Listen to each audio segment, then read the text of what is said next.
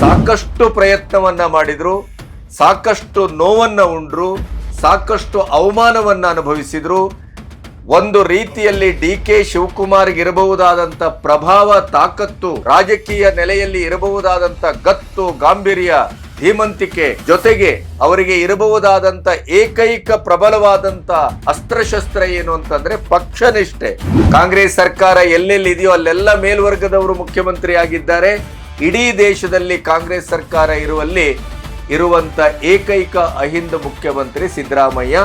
ಹಾಗಾಗಿ ಸಿದ್ದರಾಮಯ್ಯನವರನ್ನ ಕೆಳಗಿಳಿಸಲಿಕ್ಕೆ ಸಾಧ್ಯ ಇಲ್ಲ. ಡಿ.ಕೆ. ಶಿವಕುಮಾರ್ಗೆ 2.5 ವರ್ಷ ಆದ ನಂತರ ನಿಮಗೆ ಸಿಎಂ ಪಟ್ಟವನ್ನ ನಾವೇ ಕೊಡಿಸ್ತೇವೆ ಅಂತ ಹೇಳಿದ ತಾಯಿ ಮಗಳು ಕೊನೆಗೂ ಒಪ್ಪದ ಮಗನನ್ನ ಒಪ್ಪಿಸಿದ್ದಾರೆ.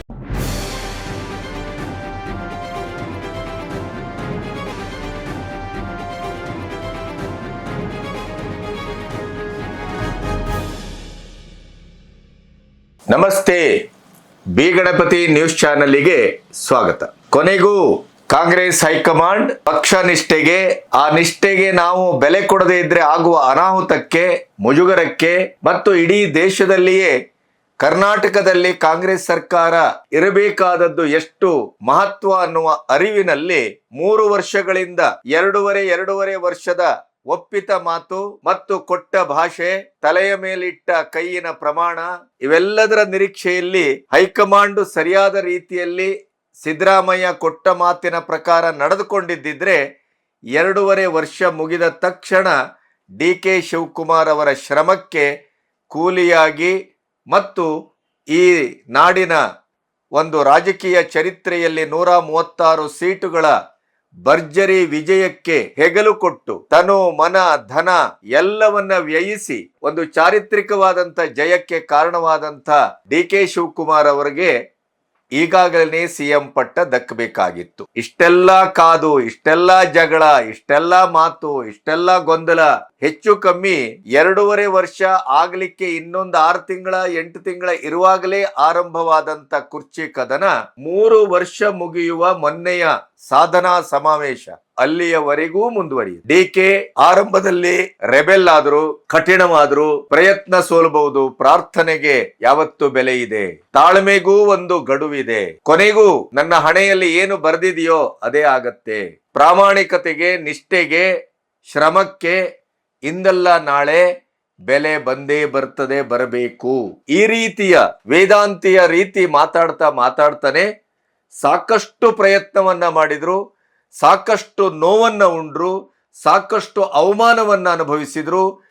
ಒಂದು ರೀತಿಯಲ್ಲಿ ಡಿ.ಕೆ. ಶಿವಕುಮಾರ್ಗೆ ಇರಬಹುದಾದಂತ ಪ್ರಭಾವ, ತಾಕತ್ತು, ರಾಜಕೀಯ ನೆಲೆಯಲ್ಲಿ ಇರಬಹುದಾದಂತ ಗತ್ತು, ಗಾಂಭೀರ್ಯ, ಧೀಮಂತಿಕೆ ಜೊತೆಗೆ ಅವರಿಗೆ ಇರಬಹುದಾದಂತ ಏಕೈಕ ಪ್ರಬಲವಾದಂತ ಅಸ್ತ್ರಶಸ್ತ್ರ ಏನು ಅಂತಂದ್ರೆ ಪಕ್ಷನಿಷ್ಠೆ.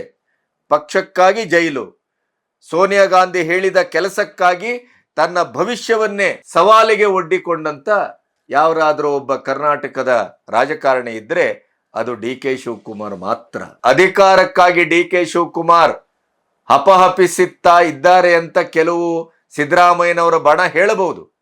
ಆದರೆ ಅಧಿಕಾರದ ಆಚೆ ನಿಂತು ಪಕ್ಷನಿಷ್ಠೆಗೆ ಬೆಲೆ ಕೊಟ್ಟು, ಕಾಂಗ್ರೆಸ್ಸಿನ ಮೌಲ್ಯಕ್ಕೆ ಬೆಲೆ ಕೊಟ್ಟು ನಿಂತವರು ಡಿ.ಕೆ.ಶಿ ಅವರ ತಾಳ್ಮೆಗೆ ಕೊನೆಗೂ ಬೆಲೆ ಸಿಕ್ಕಿದೆ. ಬಹುತೇಕವಾಗಿ ಇಲ್ಲಿಯವರೆಗಿನ ರಾಜಕೀಯ ಚರಿತ್ರೆಯನ್ನು ಗಮನಿಸಿದ್ರೆ ಇಷ್ಟೊತ್ತಿಗೆ ಡಿ.ಕೆ.ಶಿ ಸಿಡಿದೋಗ್ಬೇಕಾಗಿತ್ತು, ಪಕ್ಷದಿಂದ ಹೊರಗೆ ಕಾಲಿಡಬೇಕಾಗಿತ್ತು. ಅವರನ್ನ ಸ್ವಾಗತಿಸ್ಲಿಕ್ಕೆ ಬಹಳಷ್ಟು ಜನ ಕಾದು ಇದ್ರು. ಆದರೂ ಸಿಎಂ ಆದ್ರೆ ನಾನು ಕಾಂಗ್ರೆಸ್ಸಿನ ಕುರ್ಚಿಯಲ್ಲೇ ಸಿಎಂ ಆಗ್ಬೇಕು ಅನ್ನುವಂತ ಅವರ ನಿಷ್ಠೆ, ನಿರೀಕ್ಷೆ, ಕನಸು ಕೊನೆಗೂ ನಿನ್ನೆ ಇಳಿಯ ಸಂಜೆಯ ಹೊತ್ತಿಗೆ ಅದು ಸಾಕಾರಗೊಂಡಿದೆ. ಸಿದ್ದರಾಮಯ್ಯನವರ ಎಲ್ಲ ಟ್ರಂಪ್ ಕಾರ್ಡ್ಗಳು ಬಳಕೆಯಾದವು. ಕಾಂಗ್ರೆಸ್ ಸರ್ಕಾರ ಎಲ್ಲೆಲ್ಲಿ ಇದೆಯೋ ಅಲ್ಲೆಲ್ಲ ಮೇಲ್ವರ್ಗದವರು ಮುಖ್ಯಮಂತ್ರಿ ಆಗಿದ್ದಾರೆ. ಇಡೀ ದೇಶದಲ್ಲಿ ಕಾಂಗ್ರೆಸ್ ಸರ್ಕಾರ ಇರುವಂತ ಏಕೈಕ ಅಹಿಂದ ಮುಖ್ಯಮಂತ್ರಿ ಸಿದ್ದರಾಮಯ್ಯ. ಹಾಗಾಗಿ ಸಿದ್ದರಾಮಯ್ಯನವರನ್ನ ಕೆಳಗಿಳಿಸಲಿಕ್ಕೆ ಸಾಧ್ಯ ಇಲ್ಲ. ಸಿದ್ದರಾಮಯ್ಯನವರಿಗೆ ಕುರ್ಚಿಯ ಭದ್ರತೆಗಾಗಿ ಇದ್ದ ಏಕೈಕ ಅಸ್ತ್ರ ಅಹಿಂದ ಅಸ್ತ್ರ, ಆದರೆ ಅದು ಕೈಕೊಟ್ಟಿದೆ. ಸಿದ್ದರಾಮಯ್ಯನವರನ್ನ ಅತ್ಯಂತ ಖುಷಿಯಿಂದ, ಯಾವುದೇ ವಿವಾದ ಇಲ್ಲದೇನೆ, ಯಾವುದೇ ಪ್ರತಿಭಟನೆಯೂ ಇಲ್ಲದೇನೆ ಸ್ಮೂತ್ ಆಗಿ ಹೈಕಮಾಂಡಿನ ಒಂದು ಸುದೀರ್ಘವಾದಂಥ ರೋಪ್ ಕೊಟ್ಟು ಅವಕಾಶ ಕೊಟ್ಟು ಕಾದು ಕಾದು ಕಾದು ಕೊನೆಗೂ ಸಿದ್ದರಾಮಯ್ಯನವರನ್ನು ಒಪ್ಪಿಸುವಲ್ಲಿ ರಾಹುಲ್ ಗಾಂಧಿ ಯಶಸ್ವಿಯಾಗಿದ್ದಾರೆ. ಸೋನಿಯಾ ಮತ್ತು ಪ್ರಿಯಾಂಕಾ ವಾದ್ರಾ ಅವರ ಹಠ ಬಿಡದ ಡಿ ಕೆ ಶಿವಕುಮಾರ್ಗೆ 2.5 ವರ್ಷ ಆದ ನಂತರ ನಿಮಗೆ ಸಿಎಂ ಪಟ್ಟವನ್ನ ನಾವೇ ಕೊಡಿಸ್ತೇವೆ ಅಂತ ಹೇಳಿದ ತಾಯಿ ಮಗಳು ಕೊನೆಗೂ ಒಪ್ಪದ ಮಗನನ್ನ ಒಪ್ಪಿಸಿದ್ದಾರೆ. ಒಂದು ರೀತಿಯಲ್ಲಿ ಡಿ ಕೆ ಶಿವಕುಮಾರ್ ಅವರಿಗೆ ಸಿಎಂ ಪಟ್ಟ ಗಟ್ಟಿ ಆಗತ್ತೆ, ಸಿಗತ್ತೆ ಅನ್ನುವ ಸೂಚನೆ ಕೇರಳದಲ್ಲಿ ಸತೀಶನ್ ಅವರಿಗೆ ಮುಖ್ಯಮಂತ್ರಿ ಮಾಡಿದಾಗ್ಲೇನೆ ಒಂದು ಸುಳಿವು ಸಿಕ್ಕಿತ್ತು. ಎರಡನೇದು ಬಹಳ ಅದ್ಧೂರಿಯಾಗಿ 3 ವರ್ಷದ ಸಾಧನಾ ಸಮಾವೇಶವನ್ನ ಸಿದ್ದರಾಮಯ್ಯ ಮತ್ತು ಅವರ ಪಡೆ ಮಾಡಿದಾಗಲೇ ಅದರ ಒಂದು ಫಲಿತ ನಿರೀಕ್ಷೆಯಲ್ಲಿತ್ತು. ಯಾಕೆ, ಏನು, ಹೇಗೆ, ಮುಂದೇನು, ಇವೆಲ್ಲವ ವಿವರಗಳನ್ನ ನಿಮ್ಮೊಟ್ಟಿಗೆ ಹಂಚ್ಕೋಬೇಕು.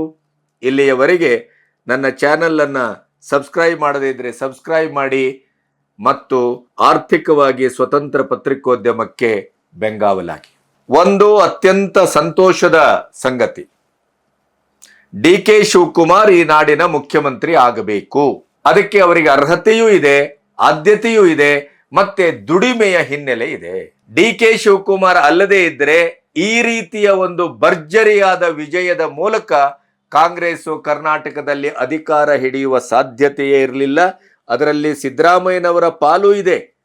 ಆದರೆ ಸಿದ್ದರಾಮಯ್ಯನವರ ಪಾಲಿಗಿಂತ ಹೆಚ್ಚು ಡಿ ಕೆ ಶಿವಕುಮಾರ್ ಅವರ ಶ್ರಮ ಮತ್ತೆ ನಿರ್ದಿಷ್ಟವಾದ ಗುರಿಯನ್ನ ಇಟ್ಟುಕೊಂಡು ಅವರು ಮಾಡದಂತ ಇಡೀಯದಾದಂತ ಒಂದು ರಾಜಕೀಯ ಹೋರಾಟ, ಬಿಜೆಪಿಗೆ ಕೊಡಬಹುದಾದಂತ ಟಕ್ಕರು ಮತ್ತು ಬಿಜೆಪಿಯ ಒಟ್ಟು ಒಳಜಗಳ ಮತ್ತು ದೌರ್ಬಲ್ಯವನ್ನ ಎಷ್ಟು ಚೆನ್ನಾಗಿ ಡಿ ಕೆ ಶಿವಕುಮಾರ್ ಎನ್ಕೇಶ್ ಮಾಡಿದ್ರು ಅಂತಂದ್ರೆ, ಅವರು ಪೇ ಸಿಎಂ ಇರಬಹುದು, 40% ಇರಬಹುದು, ಅದಕ್ಕೆ ಸರಿಯಾದ ರೀತಿಯಲ್ಲಿ ಕೌಂಟರ್ ಕೊಡಬಹುದಾದ ಎಲ್ಲ ಸಾಧ್ಯತೆಗಳು ಇದ್ರೂ ಕೂಡ ಬಿಜೆಪಿಯ ಒಳಗಿನ ದೌರ್ಬಲ್ಯ, ನಾಯಕತ್ವದ ಕೊರತೆ, ಸರಿಯಾದ ಒಂದು ಪ್ರತಿಭಟನಾತ್ಮಕವಾಗಿ ಪ್ರತಿಕ್ರಿಯಿಸಲಾರದಂತ ನಿರ್ವೀರ್ಯತೆ ಅದನ್ನ ಅದ್ಭುತವಾಗಿ ಎನ್ಕೇಶ್ ಮಾಡಿದ್ರು. ಆದ್ರೆ ಇಷ್ಟು ಎಳೆದಾಟ ಮಾಡಬೇಕಾಗಿತ್ತೇ ಅನ್ನುವ ಪ್ರಶ್ನೆ ಈಗ ಕಾಡ್ತಾ ಇದೆ. ಕೊನೆಗೂ ಈಗ ಸಿದ್ದರಾಮಯ್ಯನವರು ಒಪ್ಪಿದ್ದಾರೆ, ನೀವು ದೆಹಲಿಗೆ ಬನ್ನಿ, ರಾಜ್ಯಸಭೆಗೆ ಬನ್ನಿ, ನಿಮ್ಮ ಅನುಭವ ಕೇಂದ್ರಕ್ಕೆ ಅಗತ್ಯ ಇದೆ, ರಾಷ್ಟ್ರಕ್ಕೆ ಅಗತ್ಯ ಇದೆ, ಇವೆಲ್ಲವನ್ನ ಹೇಳಿದ್ದಾರೆ. ಆದರೆ ಆ ಸಾಧ್ಯತೆ ಬಹಳಷ್ಟು ಕಡಿಮೆ. ಕೊನೆಗೂ ಪಕ್ಷನಿಷ್ಠರಿಗೆ ಎಲ್ಲಾದರೂ ತೊಂದರೆಯಾದರೆ, ವೇಣುಗೋಪಾಲನ್ನ ಮುಖ್ಯಮಂತ್ರಿ ಮಾಡಿದ್ದಿದ್ರೆ ಸತೀಶನ್ ಯಾವ ನಿರ್ಧಾರವನ್ನ ತೆಗೆದುಕೊಳ್ತಾ ಇದ್ರು, ಸಿದ್ದರಾಮಯ್ಯನವರನ್ನ ಅವರ ಆಟ ಆವುಟ, ಅವರಲ್ಲಿ ಸಂಖ್ಯಾಬಲ, ಅಹಿಂದು ಇತ್ಯಾದಿ ಎಲ್ಲವನ್ನ ಗಮನಿಸಿ ಇನ್ನೂ ಡಿ ಕೆ ಶಿವಕುಮಾರ್ ಅವರನ್ನ ಅತಂತ್ರದಲ್ಲಿಟ್ಟರೆ ಡಿ ಕೆ ಶಿವಕುಮಾರ್ ಇಂದಲೇ ಭವಿಷ್ಯದಲ್ಲಿ ಕಾಂಗ್ರೆಸ್ಸಿಗೆ ಕರ್ನಾಟಕಕ್ಕೆ ಅರ್ಧಚಂದ್ರ ಆಗುವುದರಲ್ಲಿ ಯಾವುದೇ ಸಂಶಯ ಇಲ್ಲ ಅನ್ನುವಂತ ನಿರ್ಧಾರಕ್ಕೆ ಹೈಕಮಾಂಡ್ ಕೊನೆಗೂ ಬಂತು. ಬಂಗಾಳದ ಭರ್ಜರಿಯಾದ ಬಿಜೆಪಿಯ ಗೆಲುವು, 28ರಲ್ಲಿ ಕರ್ನಾಟಕಕ್ಕೆ ಈಗಾಗಲೇ ಬಿಜೆಪಿಯ ಅಧ್ಯಕ್ಷರು ಬಂದು ಕರಾರುವಕ್ಕಾಗಿ ಬಿಜೆಪಿಯವರ ಎಲ್ಲರಿಗೂ ಚಳಿ ಬಿಡಿಸಿ, ನಿಮ್ಮ ಪಕ್ಷಕ್ಕೆ ನಿಮ್ಮ ಅಗತ್ಯ ಎಷ್ಟಿದೆ ಅನ್ನೋದು ನಮಗೆ ಗೊತ್ತು, ನಿಮ್ಗಿಂತ ಚೆನ್ನಾಗಿ ಸರಿಯಾಗಿ ವರ್ತಿಸಿ, ಇಲ್ಲದೆ ಇದ್ರೆ ನಿಮ್ಮನ್ನು ಎಲ್ಲೆಲ್ಲಿ ಇಡಬೇಕು ಅಲ್ಲಲ್ಲಿ ಇಡ್ತೇವೆ ಅನ್ನುವಂಥ ವಾರ್ನಿಂಗ್ ಕೊಟ್ಟು 28ರ ಚುನಾವಣೆಗೆ ಈಗಲೇ ಸಿದ್ಧತೆ ಮಾಡ್ತಾ ಇರುವಂತ ರೀತಿ ನೀತಿ ಇವೆಲ್ಲವನ್ನ ಗಮನಿಸಿದ ಕಾಂಗ್ರೆಸ್ ಹೈಕಮಾಂಡ್ ತನ್ನ ತಲೆಯ ಮೇಲೆ ತಾನೇ ಚಪ್ಪಡಿ ಎಳ್ಕೊಳ್ಳುವುದನ್ನ ತಪ್ಪಿಸಿಕೊಂಡಿದೆ. ಡಿ ಕೆ ಶಿ ಅವರಿಗೆ ಪಟ್ಟ ಕಟ್ಟಿದ್ರ ಈ ತೀರ್ಮಾನ 28ಕ್ಕೆ ಕಾಂಗ್ರೆಸ್ಸಿಗೆ ಗೆಲುವಿನ ಯಾವ ಭರವಸೆಯೂ ಇಲ್ಲ ಅಂತಲೇ ವ್ಯಾಖ್ಯಾನಿಸುತ್ತಿದ್ದಂತ ವರ್ತಮಾನದಲ್ಲಿ ಡಿ ಕೆ ಶಿ ಬರಲಿರುವುದರಿಂದ ಕಾಂಗ್ರೆಸ್ಸಿಗೂ ಕೂಡ 28ರ ಚುನಾವಣೆಯಲ್ಲಿ ಒಂದು ಸಾಧ್ಯತೆ ಇರಬಹುದು ಅನ್ನುವಂಥ ಮರು ಆಲೋಚನೆ ಆರಂಭ ಆಗಿದೆ. ಯಾಕೆಂದ್ರೆ ಡಿ ಕೆ ಶಿ ಅವರ ತಾಕತ್ತೆ ಅಂತದ್ದು, ಅವ್ರು ಮನಸ್ಸು ಮಾಡಿದ್ರೆ ಏನ್ ಬೇಕಾದ್ರೂ ಮಾಡ್ತಾರೆ. ಈ ಎಲ್ಲ ಹಿನ್ನೆಲೆಯಲ್ಲಿ ಕೊನೆಗೂ ಡಿ ಕೆ ಶಿ ಅವರು ಗೆದ್ದದ್ದೆಲ್ಲಿ ಅಂತಂದ್ರೆ ಪಕ್ಷನಿಷ್ಠೆ, ತಾಳ್ಮೆ, ಸಹನೆ, ಆರಂಭದಲ್ಲಿದ್ದಂತ ದುರುಸು ಬಿರುಸು, ಆ ರೆಬೆಲ್ನೆಸ್ಸು ಅವೆಲ್ಲವನ್ನ ಕಳ್ಕೊಂಡು ಕೊನೆಗೆ ಅವರು ಸಾಫ್ಟ್ವೇರ್ ಆದ್ರಲ್ಲ, ಚಾಣಾಕ್ಷರಾದ್ರು, ರಾಜಕೀಯ ಮುತ್ಸದ್ದಿತನವನ್ನ ವಯಸ್ಸಿಗೆ ಮೀರಿ ಪ್ರದರ್ಶನ ಮಾಡಿದ್ರು, ಎಲ್ಲಿಯೂ ವಿಚಲಿತ ಆಗಿಲ್ಲ, ಎಲ್ಲಿಯೂ ಅಡ್ಡಬಡ್ಡ ಹೇಳಿಕೆಗಳನ್ನು ಕೊಟ್ಟಿಲ್ಲ. ಇತ್ತೀಚಿನ ಒಂದು 2-3 ತಿಂಗಳ ಅವರ ಒಟ್ಟು ನಡೆ ಬಹುಶಃ ಅವರಿಗೆ ಈ ಒಂದು ಗೆಲುವನ್ನ ತಂದು ಕೊಟ್ಟಿದೆ ಅಂತ ನಾನು ಭಾವಿಸ್ತೇನೆ. ಇವತ್ತೇ ಅವರು ಬರಬೇಕಾಗಿತ್ತು, ಈಗ ಅವರ ಪ್ರೋಗ್ರಾಮ್ ಚೇಂಜ್ ಆಗಿದೆ. ನಾಳೆ ಬೆಳಗ್ಗೆ 5:15 ಹೊರಡ್ತಾರೆ, 8:00 ಕಾವೇರಿ ತಲುಪ್ತಾರೆ. ಕಾವೇರಿಯಲ್ಲಿ ಸಿದ್ದರಾಮಯ್ಯನವರೊಟ್ಟಿಗೆ ಬ್ರೇಕ್ಫಾಸ್ಟ್ ಮಾಡ್ತಾರೆ. ಅದರ ನಂತರ ಅಲ್ಲೊಂದು ಮೀಟಿಂಗ್ ಆಗುತ್ತೆ, ಆನಂತರ ಪ್ರೆಸ್ ಮೀಟು. ಬಹುಶಃ ನಾಳೆಯೇ ಲೋಕಭವನಕ್ಕೆ ತೆರಳಿ ಸಿದ್ದರಾಮಯ್ಯನವರು ರಾಜೀನಾಮೆ ಕೊಡಬಹುದು. ಇವರ ಪದಗ್ರಹಣ ಅದರ ಡೇಟು ಅನೌನ್ಸ್ ಆಗಬಹುದು. ಕೆಪಿಸಿಸಿ ಅಧ್ಯಕ್ಷ ಸ್ಥಾನಕ್ಕೆ ನಾಳೆಯೇ ಡಿಕೆಶಿ ಅವರು ರಾಜೀನಾಮೆ ಕೊಡ್ತಾರೆ ಅನ್ನುವಂಥ ವದಂತಿ ಕೂಡ ಸುದ್ದಿಯೂ ಇದೆ. ಇವತ್ತು ಸರ್ಜೇವಾಲಾ, ವೇಣುಗೋಪಾಲು, ಇನ್ನೂ ಇಬ್ಬರು ಹಿರಿಯರು ರಾಜ್ಯಕ್ಕೆ ಆಗಮಿಸಿ ಮುಂದೆ ಆಗಬಹುದಾದ ಯಾವುದೇ ಒಂದು ಗೊಂದಲ, ಅನಾಹುತ ಅಥವಾ CM ಸಿದ್ದರಾಮಯ್ಯನವರು ಇಳಿತಾರೆ ಅಂತ ಹೇಳಿ ಮತ್ತೇನಾದರೂ ಒಂದಿಷ್ಟು ಮುಜುಗರದ ಸನ್ನಿವೇಶ ಆಗಬಾರದ ರೀತಿಯಲ್ಲಿ ಎಲ್ಲರನ್ನೂ ಒಲಿಸುವ ಕೆಲಸ ನಡೀತಾ ಇದೆ ಅನ್ನೋದು ಸುದ್ದಿ. ನನಗೆ ಇದರ ಹೊರತಾಗಿ ಒಂದಿಷ್ಟು ಅನಿಸಿದ್ದೇನು ಅಂತಂದ್ರೆ, ಕೊನೆಗೂ 3 ವರ್ಷದಲ್ಲಿ ಕರ್ನಾಟಕಕ್ಕೆ ಸರ್ಕಾರ ಕಾಂಗ್ರೆಸ್ ಕೊಟ್ಟಿದ್ದೇನು? ಗ್ಯಾರಂಟಿಯನ್ನ ಘೋಷಿಸಿ ಗ್ಯಾರಂಟಿಯ ನಂಬರ್ 1, ಗ್ಯಾರಂಟಿಯಿಂದಲೇ ಕರ್ನಾಟಕದ ಕೆಳಮಧ್ಯಮ ವರ್ಗದವರ ಜೀವನದ ಗುಣಮಟ್ಟ ಅತ್ಯುತ್ತಮವಾಗಿದೆ, ಇವೆಲ್ಲ ಘೋಷಣೆ ಕೂಗಿ ಕೊನೆಗೂ ಈ ಗ್ಯಾರಂಟಿಗೆ ಅರ್ಧ ಚಂದ್ರ ಹಾಕ್ಲಿಕ್ಕೆ ಈಗಾಗಲೇ ಡಿಕೆಶಿ ಅವರು ಹೇಳಿ ಆಗಿದೆ. ಪುನರ್ವಿಮರ್ಶೆ ಮಾಡ್ತೇವೆ, ದುರುಪಯೋಗ ಆಗ್ತಾ ಇದೆ, ಆದ್ರಿಂದ ಅದನ್ನು ತಡೆತೇವೆ. ಅದರ ಅರ್ಥ ಏನು? ಯಾವುದಾದ್ರೂ ಒಂದು ಸಬು ಬೇಳಿ ಗ್ಯಾರಂಟಿಯನ್ನ ನಿಲ್ಲಿಸ್ಲಿಕ್ಕೆ ಹೊರಟಿದೆ ಕಾಂಗ್ರೆಸ್ ಅನ್ನೋದೇ ಅದರ ಅರ್ಥ. ಒಂದು. ಎರಡನೇದು, ಇಡೀ ಸರ್ಕಾರದ ಆರ್ಥಿಕ ಪರಿಸ್ಥಿತಿ ಎಷ್ಟರ ಮಟ್ಟಿಗೆ ಬಂದಿದೆ ಅಂತಂದ್ರೆ ಅದು ಜಗಜ್ಜಾಯರಾಗಿದೆ, ದಿವಾಳಿ ಅನ್ನುವ ಸಂಬಳವನ್ನು ಕೊಡ್ಲಿಕ್ಕಾಗ್ತಾ ಇಲ್ಲ. ಆಶಾ ಕಾರ್ಯಕರ್ತರಿಗೆ ಒಂದು ಅಂತ ಕೆಳವದ ಒಂದು ದರ್ಜೆಯಲ್ಲಿ ಕೆಲಸ ಮಾಡ್ತಾ ಇರುವಂತವರಿಗೂ ಸಂಬಳ ಕೊಡ್ಲಿಕ್ಕಾಗ್ತಾ ಇಲ್ಲ, ಮಾಶಾಸನ ಕೊಡ್ತಾ ಇಲ್ಲ ವೃದ್ಧರಿಗೆ.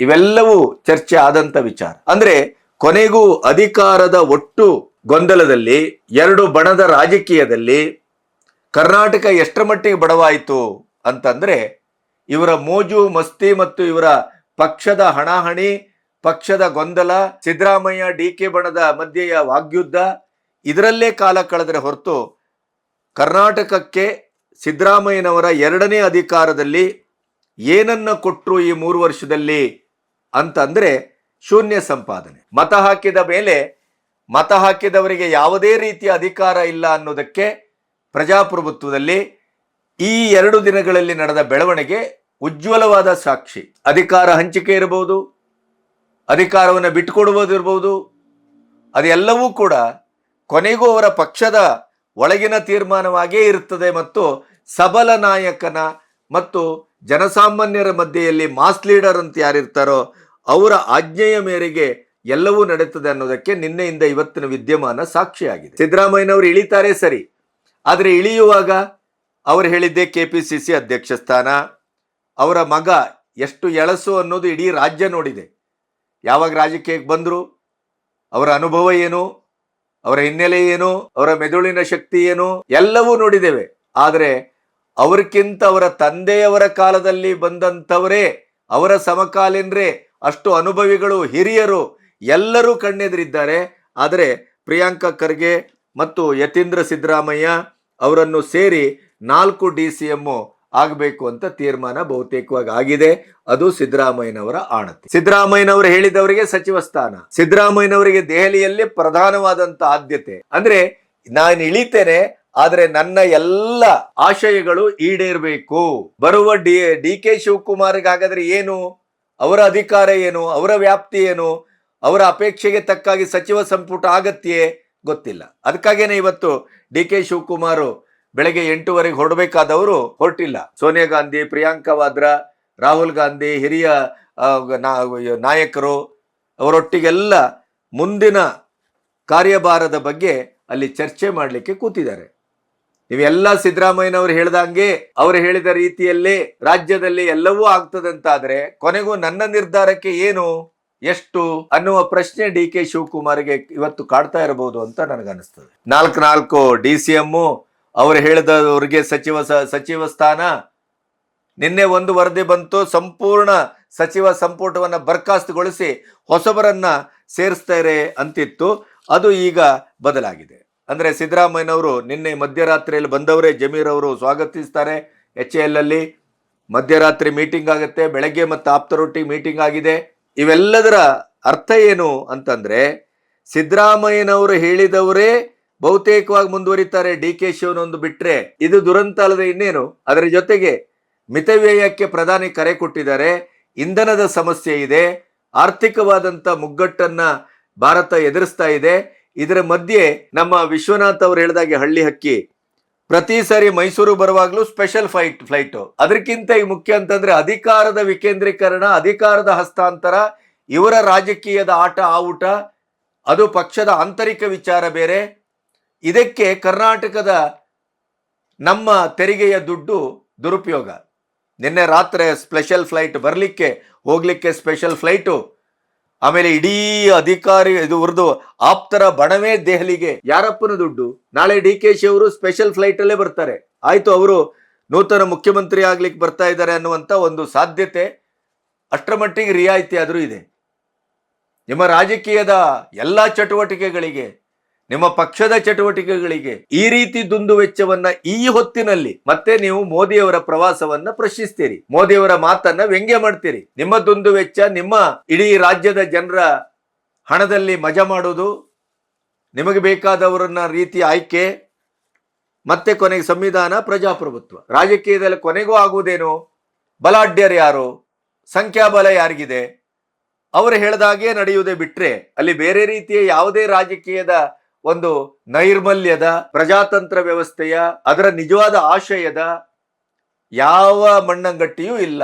ಕೊನೆಗೂ ಈಗ DK ಶಿವಕುಮಾರ್ CM ಆಗ್ತಾರೆ ಅನ್ನೋದು, ಈಗ ಇವರು ಮುಖ್ಯಮಂತ್ರಿಯನ್ನ ಸಿದ್ದರಾಮಯ್ಯನವರನ್ನ ಒಂದು ನಿರಾಳವಾಗಿ, ವಿವಾದಾತೀತವಾಗಿ, ಪ್ರತಿಭಟನಾತೀತವಾಗಿ, ಸ್ಮೂತ್ ಅನ್ನುವ ರೀತಿಯಲ್ಲಿ ಆ ನಾಟಕ, ಆ ರೀತಿಯಲ್ಲಿ ಅವರನ್ನ ಬೀಳ್ಕೊಡುವ ಒಂದು ಕೆಲಸಕ್ಕಾಗಿ ಸಿದ್ದರಾಮಯ್ಯನವರಿಗೇನೆ ಪ್ರಥಮ ಆದ್ಯತೆಯನ್ನ ಕೊಡ್ತೇವೆ ಅನ್ನುವುದನ್ನ ಹೈಕಮಾಂಡ್ ಒಪ್ಪಿಕೊಳ್ಳುವ ಮೂಲಕ ಕೊನೆಗೂ DK ಶಿ ಅವರನ್ನ ಸಂಪೂರ್ಣವಾಗಿ ಒಂದು ಕುರ್ಚಿ ಮೇಲೆ ಕೂಡಿಸಿದ ಗೊಂಬೆ ಮಾಡ್ತಾ ಇದ್ದಾರೋ ಅನ್ನುವ ಸಂಶಯವು ಕಾಡ್ತಾ ಇದೆ. ಎಲ್ಲ ಕಡೆ ಸಿದ್ದರಾಮಯ್ಯನವ್ರು ಹೇಳಿದಾಗೆ ಅವ್ರು ಹೇಳಿದ್ದಕ್ಕೆಲ್ಲ ಒಪ್ಪಿಗೆ ಇದೇ ಬರ್ತಾ ಇದೆ ಸುದ್ದಿ. ಹಾಗಾದ್ರೆ DK ಶಿವಕುಮಾರ್ ಅವರನ್ನ ಮುಖ್ಯಮಂತ್ರಿ ಮಾಡ್ತೀರಿ ಅಂತಾದ್ರೆ ಅವರಿಗಿರುವ ಆದ್ಯತೆ ಏನು, ಅವಕಾಶ ಏನು, ಬಲ ಏನು? ಈ ಹೊತ್ತಿಗೆ ಮಾತ್ರ ಸಿದ್ದರಾಮಯ್ಯನವರ ಬಲವೇ ಕಾಣ್ತಾ ಇದೆ, ಸಿದ್ದರಾಮಯ್ಯನವರು ಸೂಚಿಸಿದ್ದೇ ಕಾಣ್ತಾ ಇದೆ.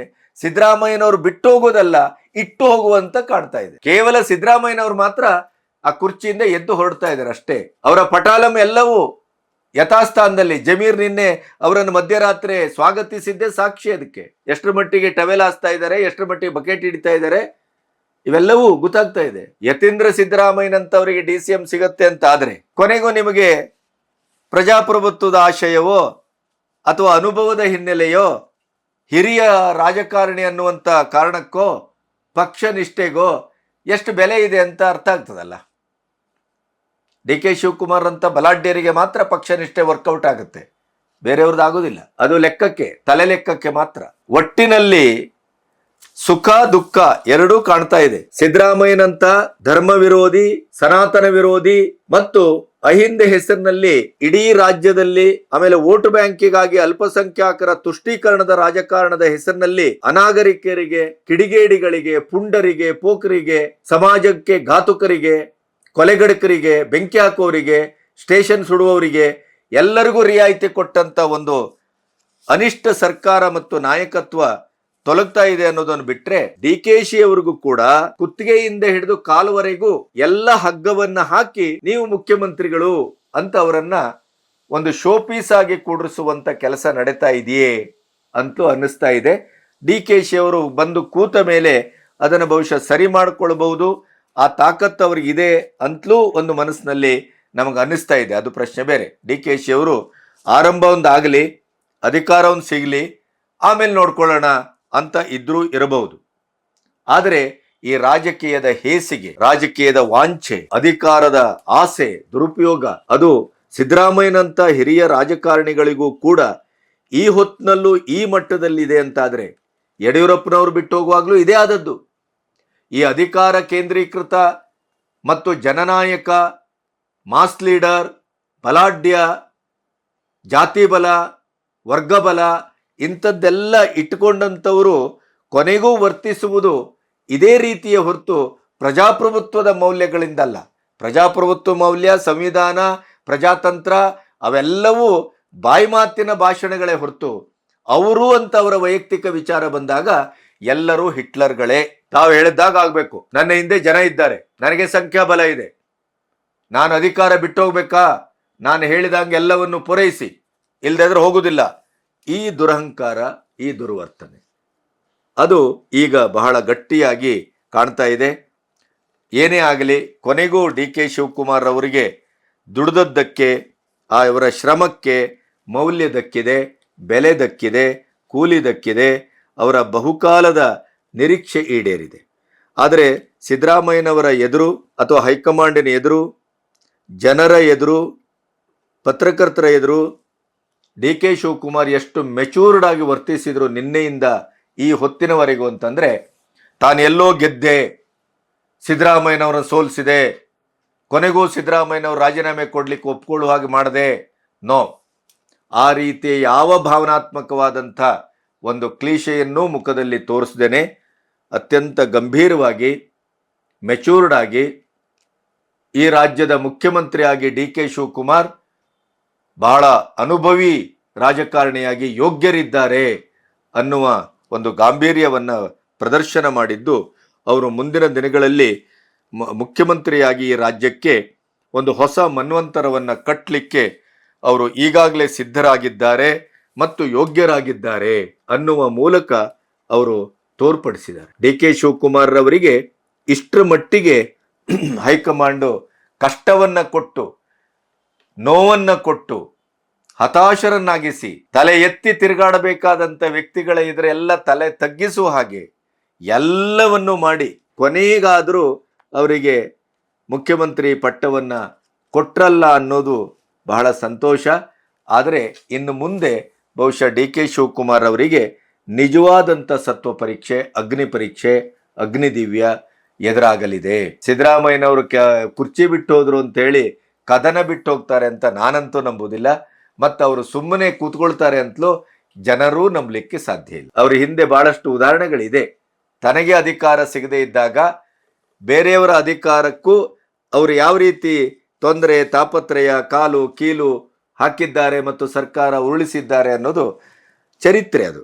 ಹಾಗಾಗಿ ಅವರು ಈ ಸರಿ ಅವರ ಮುಂದಿನ ನಡೆ ಹೇಗಿರುತ್ತೆ ಅನ್ನೋದು ಈ ಬಹುಶಃ ನಾಳೆ ರಾಜೀನಾಮೆಯ ಒಳಗಡೆನೆ ಒಂದು ಸಣ್ಣ ಹಿಂಟು ಸಿಕ್ಕೇ ಸಿಗತ್ತೆ.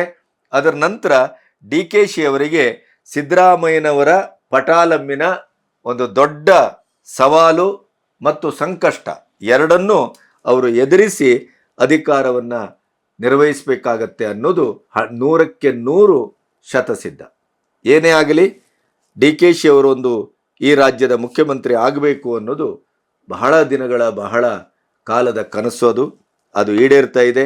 ಅವರಿಗೆ ಅಭಿನಂದಿಸ್ತಾ ಎಲ್ಲ ಸವಾಲುಗಳನ್ನು ಎದುರಿಸಿ ಇಲ್ಲಿಯವರೆಗೆ ಸಿದ್ದರಾಮಯ್ಯನವರ ಸರ್ಕಾರದಲ್ಲಿ ಕರ್ನಾಟಕ ರಾಜ್ಯ ಶೂನ್ಯ ಸಂಪಾದನೆ, ಅಭಿವೃದ್ಧಿಹೀನ, ಯಾವುದೇ ರೀತಿಯಲ್ಲೂ ಆಶಾದಾಯಕವಾದಂಥ ಒಂದೇ ಒಂದು ಬೆಳವಣಿಗೆಯು ಕಾಣದೇ ಇದ್ದಂಥ ಈ 3 ವರ್ಷ ಏನಿತ್ತಲ್ಲ, ಅದು ಕರ್ನಾಟಕದ ಒಟ್ಟು ರಾಜಕೀಯ, ಸಾಮಾಜಿಕ, ಸಾಂಸ್ಕೃತಿಕ ಚರಿತ್ರೆಯನ್ನೇ ಬದಲಾಯಿಸಿದೆ ಮತ್ತು ಚರಿತ್ರೆಯಲ್ಲೇ ಅದೊಂದು ಕಪ್ಪು ಯುಗ ಅನ್ನೋದು ವ್ಯಾಖ್ಯಾನಿಸಲ್ಪಟ್ಟಿದೆ. ಅದನ್ನು ಹೋಗಲಾಡಿಸುವ ದಿಕ್ಕಿನಲ್ಲಿ ಡಿ ಕೆ ಶಿ ಅವರು ಎಷ್ಟರ ಮಟ್ಟಿಗೆ ಸಮರ್ಥರಾಗ್ತಾರೆ, ನಿಭಾಯಿಸ್ತಾರೆ ಅನ್ನೋದು ಮುಂದಿನ ಪ್ರಶ್ನೆ. ಡಿ ಕೆ ಶಿ ಅವರೇ, ನಿಮಗೆ ತುಂಬು ಹೃದಯದ ಅಭಿನಂದನೆ. ನಮಸ್ತೆ.